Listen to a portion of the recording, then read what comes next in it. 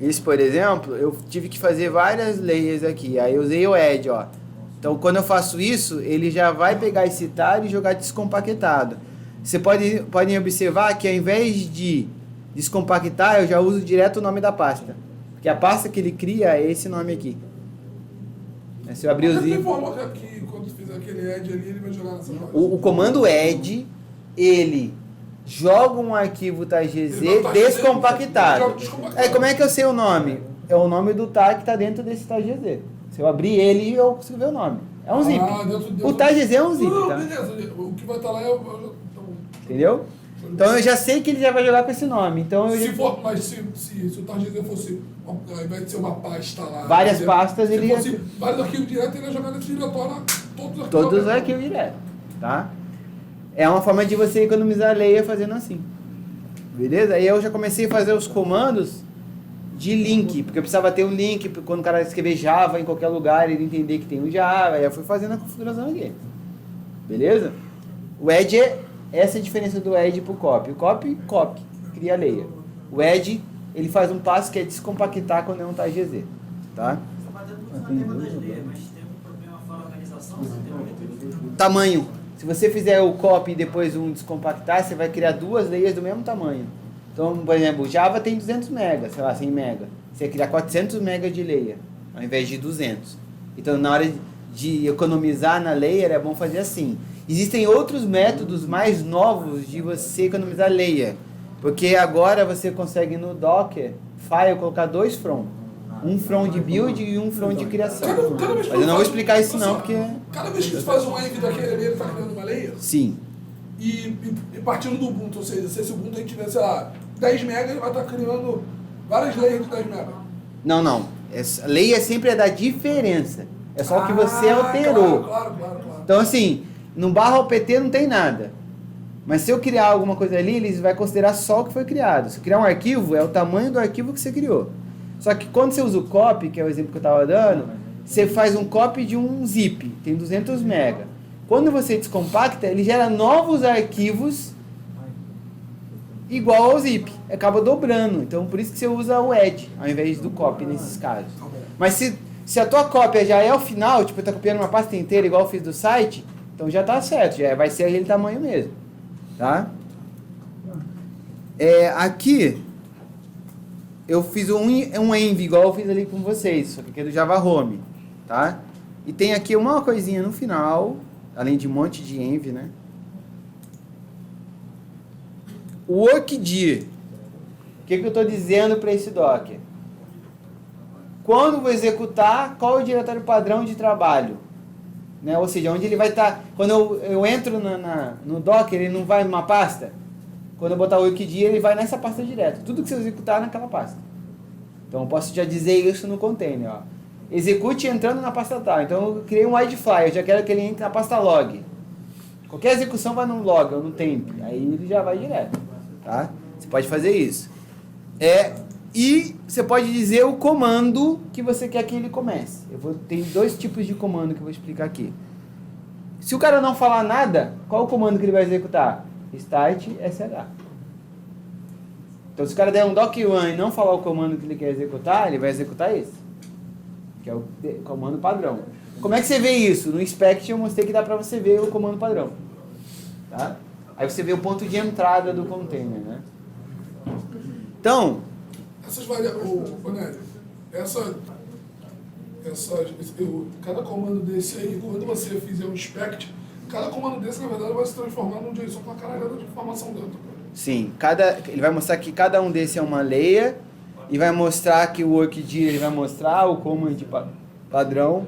Então você não consegue ver o conteúdo no inspect, mas você consegue ver toda a instrução daquele container, tá? Justamente para te facilitar o entendimento do container. E muita gente bota o Dockerfile para mostrar como foi construído, para você ver como foi construído. Foi assim que eu montei o do VSTS. Eu olhei 3 caras diferentes e juntei num só. Então, diferença entre entry point e command, tá? Tem uma diferença aqui. O Docker, você também consegue fazer health check nele. Falar, ó, esse Docker tá vivo, funcionando, Que ele pode estar rodando, mas pode não estar funcionando. Exemplo, está rodando em Nginx, mas teu site não está respondendo, por algum motivo. Então ele está vivo, mas não está funcionando. O endpoint, você consegue dizer o seguinte: enquanto esse executável estiver funcionando, o meu container está funcionando. Se esse executável morrer, o container não está mais funcionando. Então, se alguma coisa der um kill nesse executável que você botou no endpoint, o container morre junto. Tá? Então, assim, normalmente o pessoal usa endpoint quando é um serviço.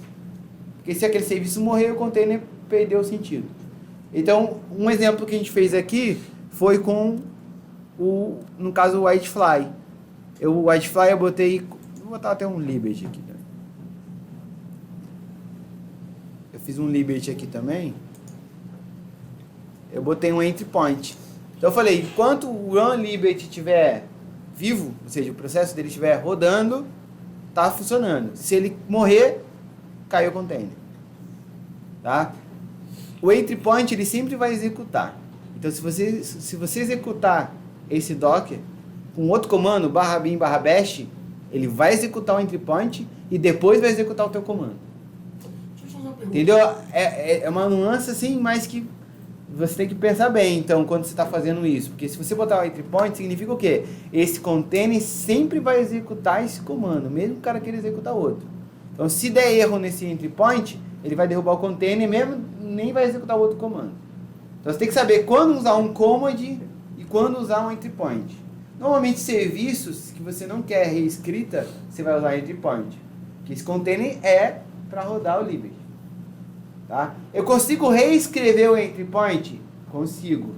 No Docker Run tem um parâmetro lá para você reescrever o entry point. Aí ele vai substituir isso daqui. Ah, eu quero saber se tem ou não tem entry points. Docker Inspect mostra se tem ou não tem entry points. Entendeu a diferença do entry point e do command, tá? Essa é a diferença. Beleza? Então, vamos continuar aqui no nosso... Eu dei só um overview dos comandos, porque assim, não estou falando nem 10% dos comandos que tem, mas estou falando dos mais usados. Tá? Vocês vão ver, tem outras paradas ali. Tem negócio de CPU, tamanho, limite, tem várias paradas que você pode botar. Então o que eu estou compilando em Nginx, configurei o local time, copiei meu site para dentro e criei uma variável. O command eu não estou mudando, mas se eu quisesse mudar, eu queria fazer queria fazer uma alteração antes de chamar o Nginx. Será que eu consigo? Eu quero chamar o Nginx, mas eu quero fazer uma outra coisa antes. Aí eu posso criar um PowerShell, aí tem que conhecer Shell, você pode fazer o que você quiser. Então assim, vou pegar o meu exemplo aqui do...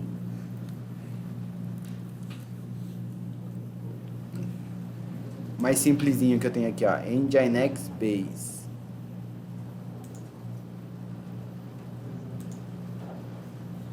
Aqui eu mudei o command, ó. Eu tive que fazer um negócio antes de executar o comando do Nginx. Esse é o comando padrão do Nginx, só que eu precisava executar o PHP. Então eu fiz o quê? O que eu estou executando nessa linha? Estou executando o serviço do PHP e o Nginx. Eu posso fazer isso. Às vezes você tem que fazer o seguinte: meu Whitefly aqui eu preciso limpar os temporários ou copiar um arquivo de configuração e depois executar. Eu preciso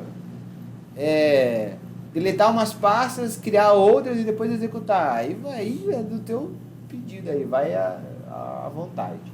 Então um exemplo aqui que eu reescrevi o command. Tá? Então, vamos reescrever o command fazendo isso aqui, só de brincadeira. Eu não tenho PHP, então eu vou reescrever o command fazendo a mesma coisa. Beleza? Então, vamos parar aqui. Aí, vocês estão com acesso lá no geral?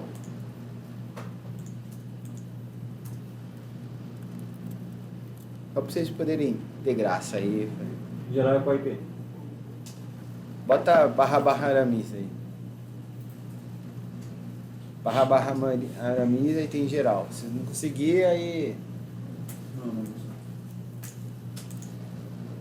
Eu vou compilar e dar push e vocês baixam aí. Bota na rede aí, tem um lugar aí.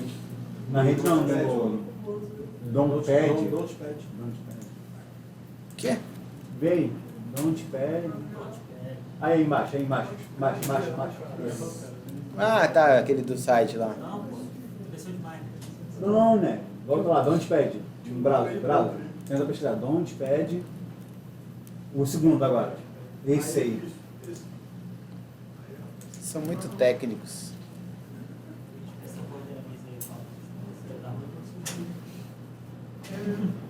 Ah, ele já criou um workshop tema. Show de bola. Viu? Vivendo e aprendendo. Mas tinha um outro que era... No caso, esse aí é o Docfile boladão. Esse é o final que a gente vai usar. Então, eu parei quando eu fiz o volume. Parei com o volume. Não, Ele até tá descartado aqui, só que eu não consegui acessar ele pelo browser. Gente, não tem problema quem perdeu o bonde, a gente vai botar o vídeo lá, se poder rever, tá? Eu sei que não vai, todo mundo vai alcançar a velocidade. A gente queria fazer isso e câmera num workshop só. Aí eu falei, é impossível, que nem esse... Já tô em cima do horário aqui, cara. Já tá gritando o horário. A gente vai... Um pouco foi bem didático, né? Deu pra mostrar, foi bem baixo. Então assim, vamos compilar esse cara. Se vocês quiserem não estragar o de vocês, pode criar um outro Dockerfile. Vou criar aqui um... Pô, sobe o teu, cara, pra gente baixar o teu. Melhor, né? Vou compilar aqui, então. Então, vou buildar esse cara aqui. Vamos chamar de, ao invés de local time agora, completo. Full. Completo. Vou fazer um push então do completo aqui. Que aí vocês já podem usar aí, né? Acho que eu desisti de achar esse push aqui. Espera aí.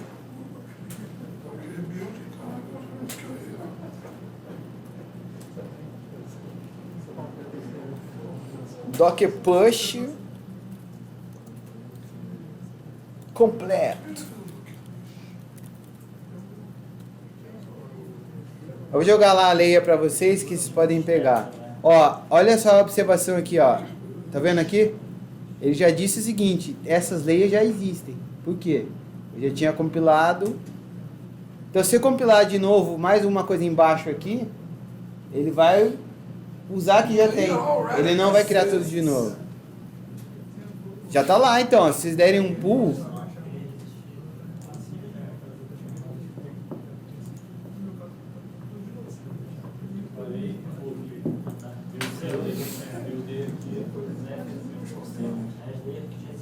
Cadê aqui o...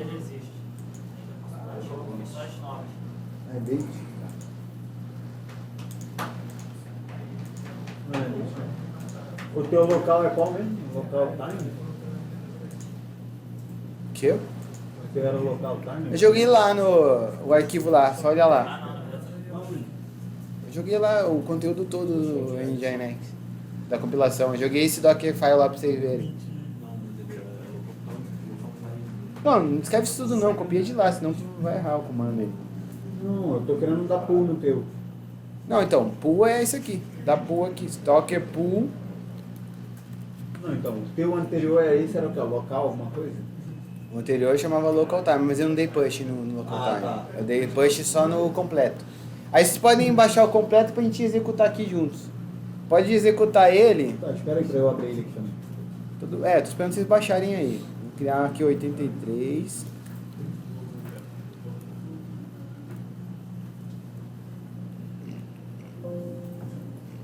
Vou botar menos D aqui que agora deu preguiça. Peraí, menos D. Site completo. Completo.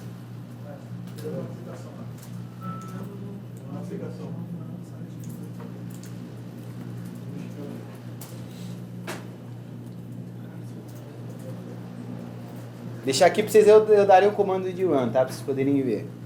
Se vocês rodarem direto, ele vai baixar direto, tá? Ih, botei errado, é completo.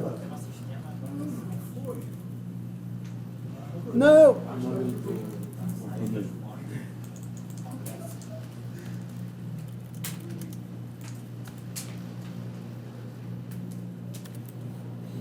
que ele aceita como ponto e vírgula para finalizar o comando e depois botar o Docker de novo para ser... No PowerShell. Se fosse no Linux, aí é comercial. Ah, tá. Tá? Mas é no PowerShell mesmo. Então, agora foi de novo. Agora ficou certo. Então, agora a gente tem, recapitulando o que a gente fez aqui, nós criamos, configurando o local time, copiamos o site inteiro, criamos uma variável e modificamos o comando de execução de start. Como eu não passei comando nenhum, ele executou em Nginx, mas eu podia subscrever esse comando. Agora, vamos começar a ver se tudo que eu falei é verdade. Quero ver se meus arquivos estão na pasta. Então, como é que eu faço para ver isso aqui? Como é que eu vejo se os arquivos estão na pasta? Eu preciso entrar no container para ver isso? Docker, exec, nome do container. Isso não entra? Não, no Docker exec. Menos IT bin bash você entra. O Docker exec é simplesmente um Docker exec. Eu quero fazer o quê? Um ls na pasta. ls na pasta. Estão lá meus arquivos. Show de bola. Então já a primeira coisa é verdade. Tem como sobrescrever as portas que são expostas? Se você passa um expose, por exemplo... Eu vou falar do expose, calma aí. Expose não é subscrever. É você dizer que está disponível. Vou explicar. Mas tem como não deixar disponível uma pasta, uma porta que está... Toda porta é disponível, independente de você estar no expose ou não. A diferença é que o expose vai dizer para quem está usando quais são as portas disponíveis. Que ele pressupõe que você use no serviço. Eu vou falar do expose aqui. Bom, então, ó. Todo mundo conseguiu rodar o container? Não. Rodar o container sim, mas eu não consegui executar não. Então, aí o Docker exec é o nome que eu dei o meu eu chamei de site completo. Aí eu dei um ls lá dentro, ele listou o conteúdo. Agora eu quero ver se a variável de ambiente está certa. Será que eu consigo?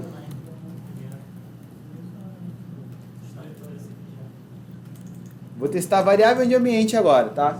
Eu quero ver se a variável que eu dei o env está lá mesmo. Ih, deu ruim aí, hein? Eu botei errado aqui.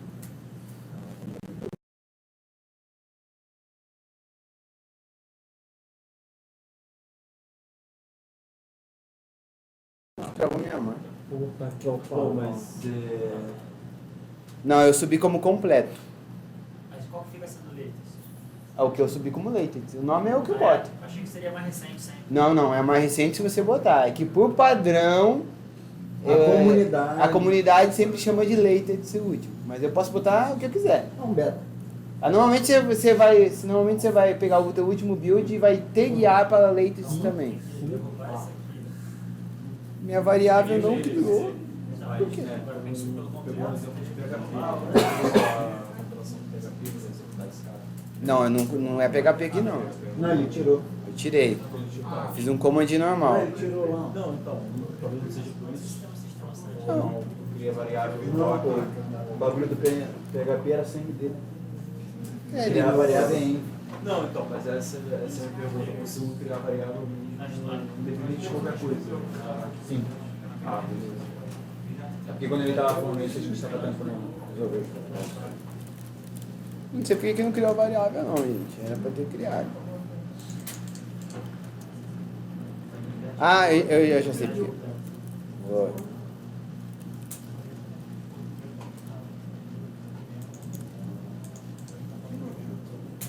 Ah, eu já sei por quê.